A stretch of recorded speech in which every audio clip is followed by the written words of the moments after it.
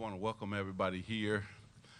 This is truly an exciting day that I can finally know that my running mate is here, my partner is here, and that we can move this franchise forward, because it's going to take both of us and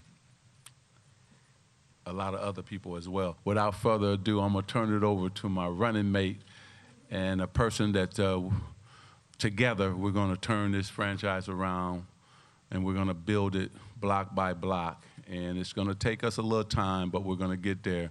And last but not least, we're both looking forward to working with Luke, because he's the right man for the job and is doing a tremendous job of really working with our young, talented guys and his coaching staff. And so we're both looking forward to doing that. So, brother, I'm going to turn the mic over to you.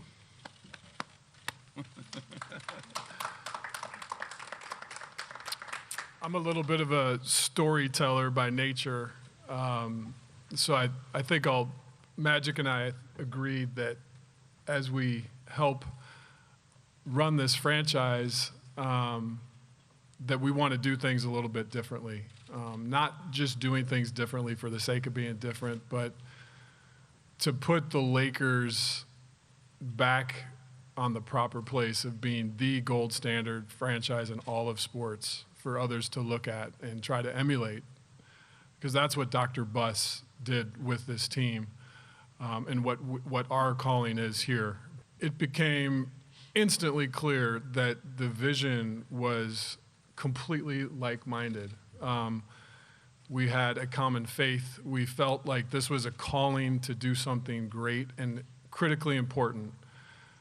The Lakers franchise serves really two things. It serves our players, and it serves the fans of this incredible, incredible team. And we felt a vision to make sure that we did that with excellence in all things. And that was the first words that Irvin used when we sat down. He said, "Rob, my wife Cookie's been praying about this, so you know some good things are going to start to happen." But he immediately started focusing on the term, a commitment to excellence and being best in class in everything we do. Mm-hmm. And we are going to all come together like Dr. Buss envisioned, and we're going to collaborate. We're going to exchange ideas. People's opinions are going to be shared and respected. Jeannie and Irvin are going to guide the vision, and we're going to all architect it. Hi, Rob. To your earlier point about being aggressive and getting a lot of talent, what's a realistic timetable for all that to come to fruition where you guys are back at the championship level? You know, I'm hesitant to paint timelines, but what I'm not hesitant to do is that we are going to be committed to excellence every day. Mm-hmm. And I think you have to, all of these things are like a chess game. You've got to start moving pieces around the board before you can win the game. And we're committed. As of yesterday, when we had our first roundtable, we are implementing a plan as we speak, and making moves to have the best talent in the league in this building. And it won't stop until we accomplish the goal. But to predict whether that's 1 year or 5 years is impossible. What we can predict is the hard work we're going to put into making sure it happens. Exactly. Rob, right here. Right here you go. How you doing, Rob? Go back 10 years or so, the Lakers had an intrinsic advantage economically based on their market and their brand. And this last CBA in 2011, the current one, that's changed significantly as far as revenue sharing and equalizing the playing field. How do the Lakers have to do business now in this new environment? How do you get back to the top under these new rules? We still have an intrinsic advantage. You know, when Irvin put on the 32 and when Kobe put on the 8 and the 24, that can't be replicated anywhere on the globe with any other team. And we are going to make sure that that's how players that come here feel and want to be a part of this. We are getting back to that place.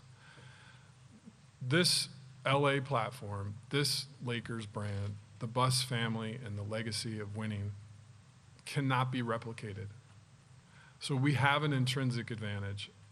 In terms of the cap and the maneuvering through that, we will do our best to be creative. And yes, there is a new CBA with a tilt towards players staying with their home team.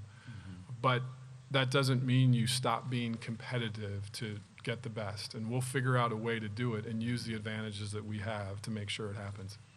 And Rob led us yesterday in a great exercise of the next 5 free agent classes, the next 5 years in a row. So we understand how much they can receive from their team and also how much we can offer them. So the guy is already on top of it.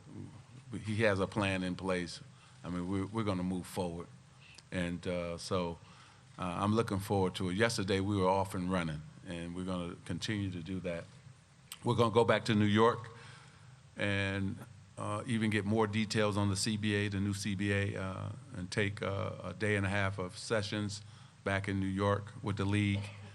And Commissioner Silver, like he does with every other team, so has allowed us to come in and make sure we know everything in terms of the CBA and the new CBA. So we're looking forward to doing that. The young core that you're inheriting now with D'Angelo and Ingram and the other recent draft picks now, do you believe that's a championship foundation that you're taking over here? I don't know, but I do know this. We have a championship coach, and Irvin and I are going to put in a championship accountability system to make sure that any player that has the honor to put that jersey on is striving for greatness and is working hard and is a person of integrity. And all of those players are inspired by what he did and what Kobe did and what other captain did and the other Laker greats. We have a championship heritage. We have championship ownership. We have a championship coach. We have a championship president. We've got all the pieces in place. Let me just add to that. All of them have to get more consistent. Every one of them across the board. And if we can get them more consistent on a nightly basis, bringing it every single night. Like last night, it was a joy to watch. They were into it. They were into each other. They supported each other. They were talking on defense. You could just see that they were really playing Laker basketball. So we got to get that all the time. How can we get that on more of a consistent basis? And that's what we have to do.